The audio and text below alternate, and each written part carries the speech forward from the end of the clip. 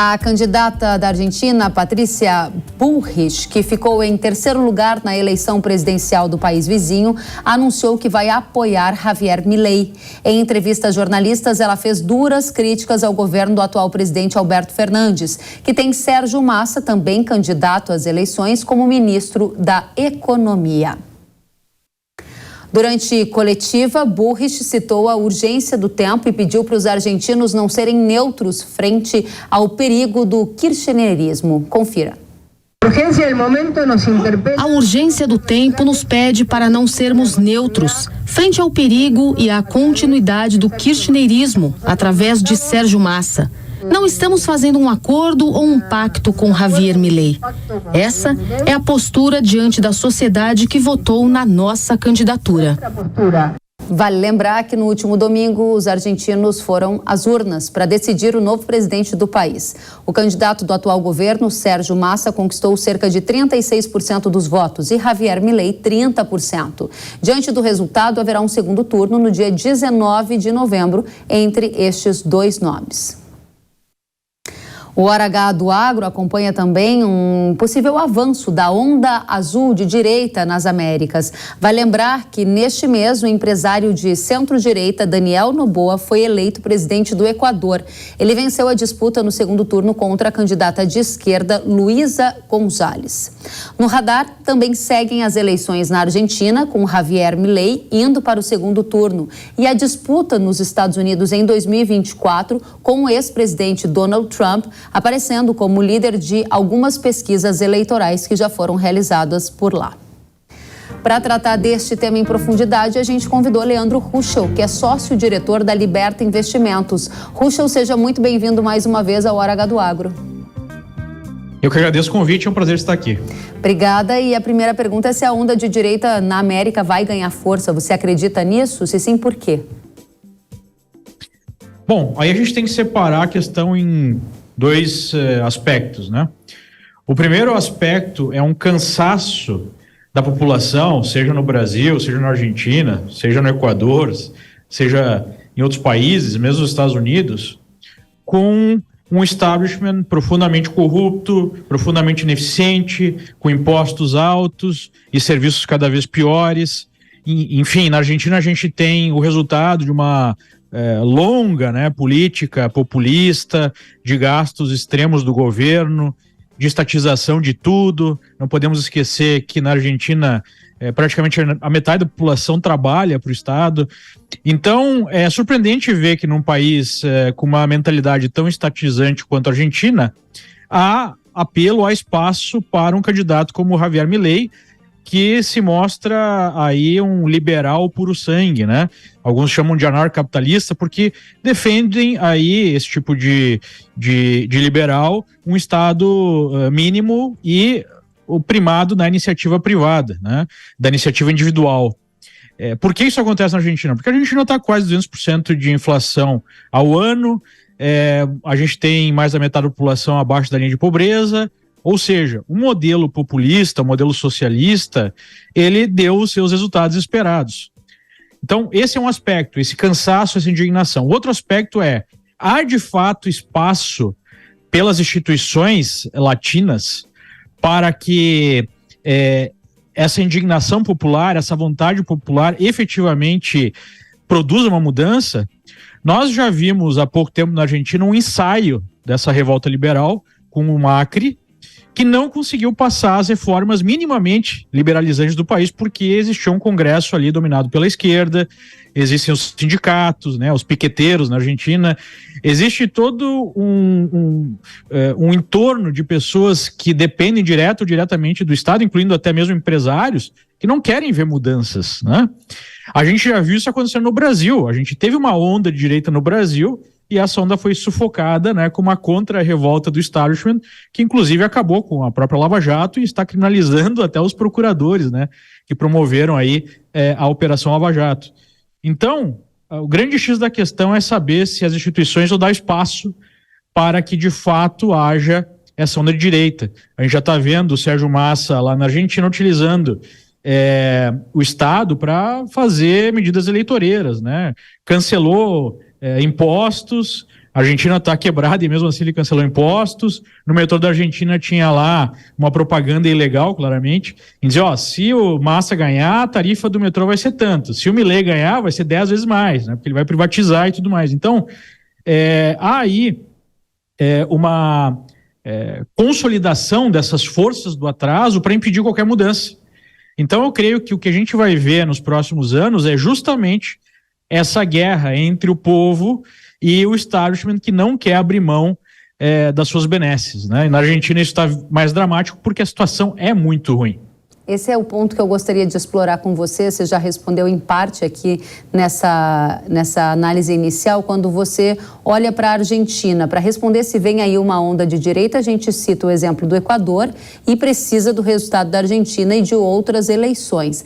Na Argentina, você enxerga um risco porque Massa vai usar o Estado, né, ou o poder que tem enquanto governo para tentar evitar uma vitória de Milei? Esse é o cenário mais provável de continuidade da esquerda no poder? Ou você arriscaria dizer que vem aí uma vitória da direita, pegando alguns votos da Bullrich, e a gente vê uma nova era, uma onda azul iniciada na Argentina? Então, eu acho que é difícil de prever, né? Antes desse resultado aí, do primeiro turno, que na verdade já é o segundo turno, porque a gente teve as primárias, em que o Milei surpreendeu, né, e ficou na frente, houve uma mudança com um crescimento do Massa e chegou a 36%, 30% do Milei e a Bullrich com 28%. Não é correto supor que todos os votos da Bullrich migrem para Milei, porque tem os isentões na Argentina que acreditam, né, que o Milei é muito extremista. O mesmo papo que a gente viu no Brasil em relação ao candidato Bolsonaro. Então, eu creio que o jogo está completamente aberto e vai ser um resultado apertado. Eu não cravaria nem para um lado e nem para o outro. Mas, independente disso, do vencedor, né, e claro que uma vitória de Milei poderia, sim, ser um sinal mais claro de uma nova onda de direita, ele já fez avanços muito consistentes no parlamento. Para um partido que nasceu há pouco tempo, para ter aí 20 e poucos % do parlamento argentino, é um resultado impressionante. Então, qualquer que seja o resultado da eleição presidencial, há uma força liberal na Argentina como não se vê há muitas décadas. Uhum. A grande questão é saber se essa força vai conseguir impor, né, alguma reforma, alguma mudança de fato no país. E aí eu acho que vem o grande problema que a gente está vivendo na América Latina, e não só na América Latina, eu diria que no mundo, que é uma diminuição da liberdade política. Esse establishment se sentindo aí encurralado, né, ameaçado, ele está adotando posturas antidemocráticas e utilizando o aparelhamento das instituições para suprimir a expressão, para suprimir até mesmo o poder do voto da população. Agora, diga para a gente, Ruschel, você analisou o resultado da Argentina, né, essa indefinição que temos, passou pelo Equador rapidamente e agora eu gostaria de adiantar no tema Estados Unidos. A gente vê o Trump já aparecendo em algumas pesquisas como um dos favoritos numa disputa com Biden em 2024. O que você está sentindo dessa eleição norte-americana? O que vem por aí? Então, há uma grande insatisfação no país em relação à presidência do Biden, porque apesar da economia aparentemente estar bem, estar crescendo, ontem nós tivemos o resultado impressionante do PIB, muito desse resultado é dependente de estímulos governamentais que estão produzindo o quê? Inflação também, né? Então, apesar do desemprego ser baixo, da economia estar andando, os americanos sentem uma perda de poder de compra. E isso está gerando muita insatisfação. Além do fato do presidente Biden claramente estar enfrentando dificuldades até mesmo pessoais de saúde, né? Ele demonstra, assim, muita dificuldade de se expressar. 2/3 dos americanos, em pesquisa recente, acreditam que ele não está apto a cumprir a função de presidente. Então, ainda falta muito tempo, mas, novamente, né, voltando àquela tese que eu tenho defendido, do uso das instituições para evitar aí mudanças no establishment político, a gente está vendo Trump também sendo alvo de uma série de processos criminais que, em muitos casos, são questionáveis, né? Em coisas que os seus adversários fizeram, ou fizeram muito pior, que não enfrentam nada. O próprio Biden está enfrentando aí uma investigação agora no Congresso sobre um escândalo de corrupção da sua família, o seu filho, né, faria tráfico de influência, e nada acontece, o FBI não faz nada, enquanto o Trump está sendo investigado por uma questão como um lançamento contábil, né? Então, eu vejo essa mesma lógica acontecendo nos Estados Unidos. Um apelo popular muito forte pela direita, né, ao eleitorado, mas as instituições operando para impedir qualquer candidato que seja mais antissistema, como é o Trump. Então, pegando a pergunta que está aqui na manchete da nossa edição, onda de direita na América vai ganhar força? O que me parece é que você está dizendo que é cedo para dizer, em função de todas essas forças contrárias ao movimento de avanço de candidatos, seja como Milei, ou Trump, ou outros. Eu acredito que a resposta é sim, mas a grande questão essa força vai representar uma mudança em certas posturas, em certas políticas? Porque, veja, no Brasil há um cenário muito provável de aumento de força da direita, já que há uma expectativa de piora na economia. A economia já está piorando. Nós tivemos aí o resultado das contas públicas, né, especialmente da arrecadação do governo, 4º mês seguido de diminuição dessa arrecadação, o próprio Haddad já assumindo, né, já claramente externando que 2024 vai ser um ano muito difícil. Hoje o Lula reforçou essa ideia que 2024 vai ser um ano muito difícil. Então a dificuldade econômica deve aumentar a indignação, o poder da população de se colocar contra esse governo, que já foi uma eleição de uma divisão muito grande, né? O governo já iniciou com muita oposição, pelo menos oposição popular. Então, eu creio que a resposta é sim. A onda direita vai ganhar força. A questão é se a direita vai conseguir promover mudanças estruturais de fato. Essa é uma questão muito importante, mudanças estruturais de fato. Que tipo de impactos no comércio da região, no agro, um avanço da direita nas Américas poderia gerar? Bom, o que a gente tem percebido, pelo menos até agora, é a força da direita para impedir o pior, né? Talvez não fosse essa eleição no Congresso, mesmo um Congresso relativamente cooptado pelas emendas, né, pelo Executivo despejando dinheiro, ainda houve, assim, um freio às agendas mais radicais, as agendas que piorariam muito, por exemplo, a situação do agro. A gente está vendo agora a questão do marco temporal, o Congresso aprovou, né, o Lula vetou, e provavelmente isso seja derrubado, esse veto, pelo Congresso, e novamente vai ter a luta lá no Supremo. Mas o ponto por enquanto, o que a direita conseguiu fazer foi evitar o pior, em medidas que gerariam problemas maiores para a nossa economia, para o agro, para aquilo que efetivamente mantém o país de pé, né? Mas isso não é o suficiente para o longo prazo.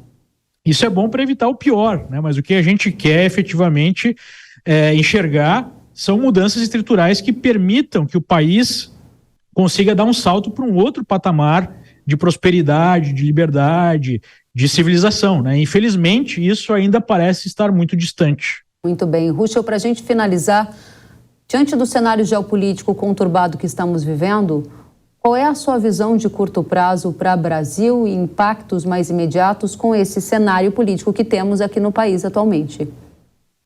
Então, de uma certa forma, esse cenário geopolítico favorece o Brasil, já que o Brasil está longe dos conflitos, já que o agro, especialmente, tende a se beneficiar nesse cenário de incerteza, porque os preços das commodities aumentam. Então, seria uma janela de oportunidade, até mesmo vendo a situação da China, né? A China virando aí, claramente, né, uma nova União Soviética em termos de uma Segunda Guerra Fria. Então, há uma saída de investimentos da China, a busca por outros parques industriais, isso poderia ser muito positivo para o Brasil. Mas, infelizmente, a gente tem um governo que tem uma mentalidade mais à esquerda, mais alinhada a países como a China, ao invés de se alinhar ao Ocidente e poder receber uma fatia maior desses investimentos que estão saindo da China e outros países não alinhados ao Ocidente. Então, eu vejo assim que, por um lado, o cenário é positivo para o Brasil, mas, por outro lado, o Brasil está deixando de aproveitar essa oportunidade. Leandro Ruschel, sócio-diretor da Liberta Investimentos, muito obrigada pelo seu tempo, pela sua análise aqui na Jovem Pan News. Volte mais vezes. Obrigado pelo convite e eu que agradeço. Até a próxima.